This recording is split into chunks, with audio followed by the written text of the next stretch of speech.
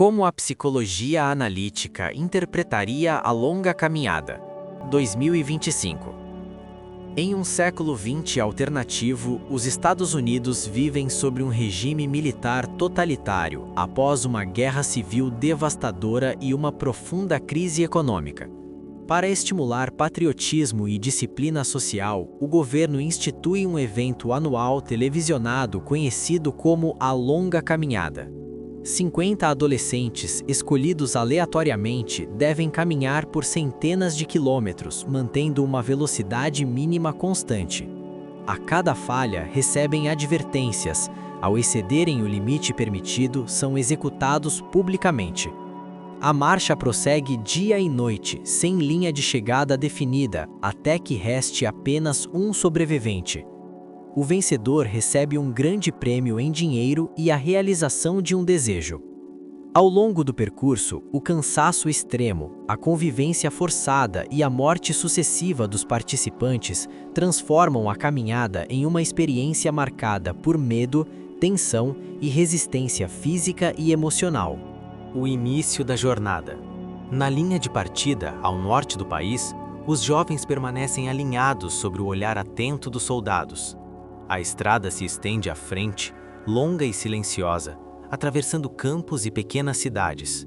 Ray Garrett observa o chão de asfalto, ajusta o ritmo da respiração e sente a presença da mãe, Jeannie Garrett, à margem, tentando contê-lo com o olhar.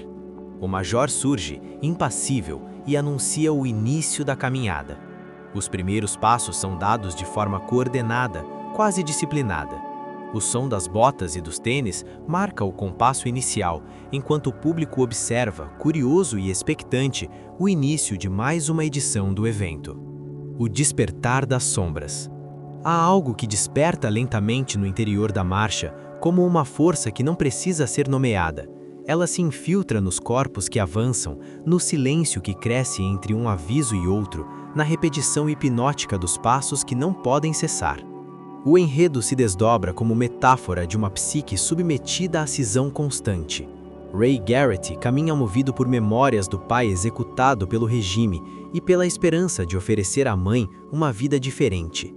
Peter McVrees mantém o vínculo humano como âncora frágil, sustentando diálogos e gestos de cuidado que tentam preservar algo vivo entre os chamados zumbis. Jovens que seguem andando mesmo quando o esgotamento já apagou traços de vontade.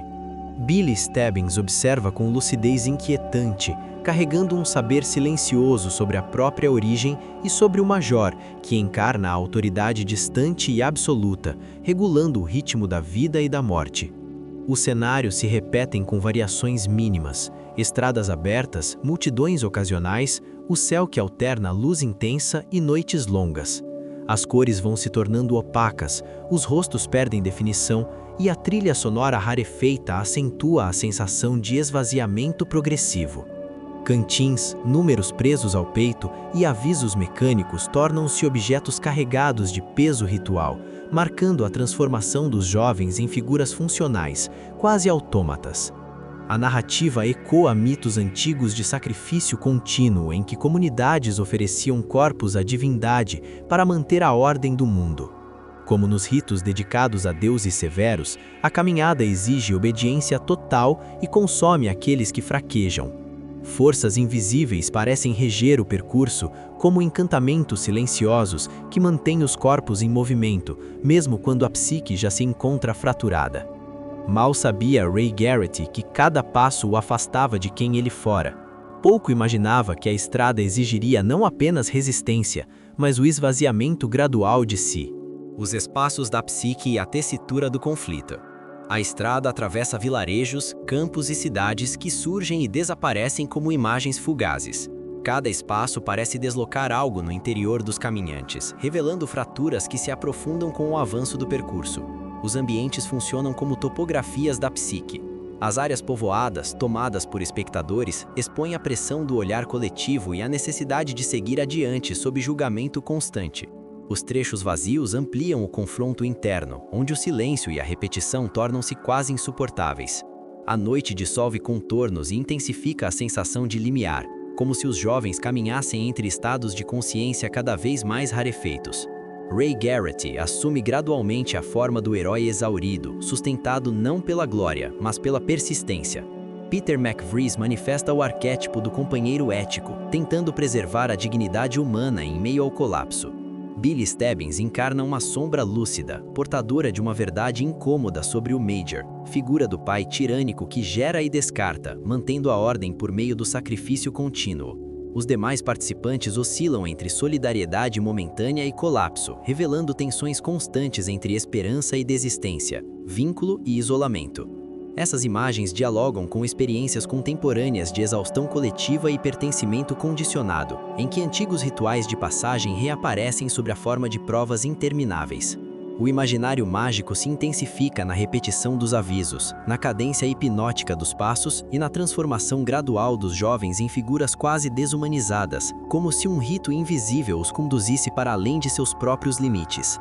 Individuação e o último sinal antes do silêncio. O ritmo da marcha permanece constante, mas algo se altera no interior de Ray Garrett. O espaço parece se estreitar, os sons se tornam distantes e o número de caminhantes se reduz drasticamente. A estrada continua, indiferente, enquanto a travessia se aproxima de um ponto irreversível. O processo de individuação do personagem central se revela como uma aproximação dolorosa da totalidade, não pela integração harmoniosa, mas pela perda sucessiva de vínculos e referências. A relação final entre Ray Garrett e Peter McVries concentra os arquétipos que restaram: a lealdade, o sacrifício e a recusa silenciosa de uma vitória vazia. A morte de Ray e a sobrevivência de Peter não encerram o conflito, apenas o deslocam para um plano mais profundo. O desfecho ecoa imagens de sociedades distópicas do terceiro milênio, nas quais a sobrevivência individual não repara a ruptura coletiva. Ao continuar caminhando após o fim oficial da caminhada, Peter McVries revela que o rito não se encerra com a vitória, ele se internaliza, tornando-se condição permanente da existência.